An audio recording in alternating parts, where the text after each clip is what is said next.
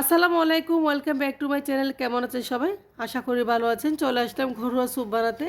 তো স্যুপের রেসিপিটা কীভাবে বানাতে হয় সেটা শেয়ার করার জন্য চলে আসলাম। আপনারা যারা নতুন, যারা এখনও স্যুপ রান্না করেন তারা আমার রেসিপিটা ভালো লাগলে একটা লাইক করতে ভুলবেন না, আর চ্যানেলটি সাবস্ক্রাইব করে পাশে থাকবেন, আর একবার স্যুপটা রান্না করে খাবেন, ট্রাই করবেন।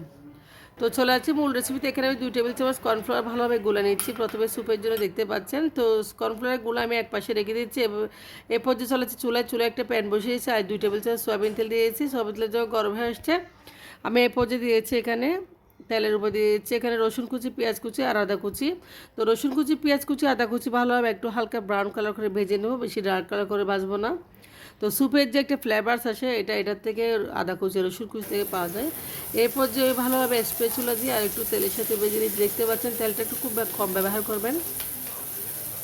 তো এরপর যে যখন ফ্রাই হয়ে গেছে তখন আমি দিচ্ছি টমেটো কুচি আর কাঁচামরিচ কুচি, দেখতে পাচ্ছেন টমেটো আর কাঁচামরিচ আমি ভালোভাবে সবগুলো একসাথে এখন একটু কষিয়ে নিব। তো দেখতে পাচ্ছেন টমেটো হালকা গলে গেছে একদম। এরপর যে আমি দিয়েছি টমেটো সস 1 টেবিল চামচ। তো দিয়েছি আমি উপর থেকে, দেখতে পাচ্ছেন আমি সয়া সসটা দিয়েছি 1 টেবিল চামচ সয়া সস দিয়েছি।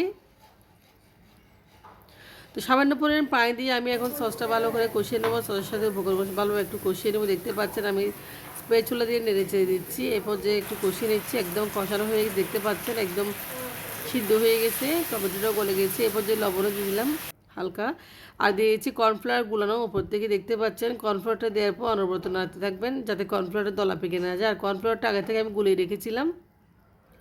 তো এরপর যে স্যুপের কালারটা খুব সুন্দর আসছে, দেখতে পাচ্ছেন খুব সুন্দর একটা কালার আসছে। এরপর যে আমি পানি দিয়ে দিলাম 1.5 কাপ পরিমাণ মতো।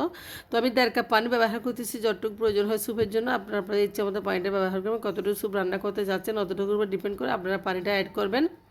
এরপর স্যুপটা দেখতে পাচ্ছেন বয়েল হয়ে আসছে। এরপর যে দিয়েছি আমি ডিমটা আগে থেকে ফাটিয়ে রেখেছি। ডিম দেওয়ার পর আপনারা স্প্যাচুলা দিয়ে ভালোভাবে নাড়াচাড়া করতে রাখবেন যাতে ডিমটা দলা পেকে না যায়। তো দেখতে পাচ্ছেন আমি স্প্যাচুলা দিয়ে ভালোভাবে ডিমটা একদম নেড়ে চেড়ে স্যুপটা রেডি করে নিচ্ছি। দেখতে পাচ্ছেন স্যুপটা অলরেডি হয়ে গেছে। তো স্যুপটা খুব সুন্দর কালার আসছে, দেখতে পাচ্ছেন।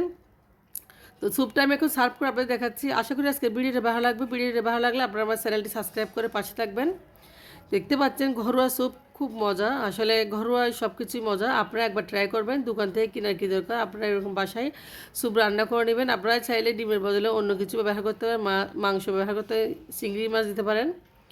তো স্যুপটা কেমন হয়েছে কমেন্টে জানাবেন। আশা করি অবশ্যই ভালো লাগছে আপনাদের। আপনারা এভাবে একবার ট্রাই করবেন, যারা নতুন তারা আমার রেসিপিটা ফলো করে একবার ট্রাই করবেন এবং আমার চ্যানেলটি সাবস্ক্রাইব করে পাশে থাকবেন। আমার জন্য দোয়া করবেন যাতে বেশি বেশি করে আরও রেসিপি নিয়ে আসতে পারি। আল্লাহ হাফেজ, আসসালামু আলাইকুম।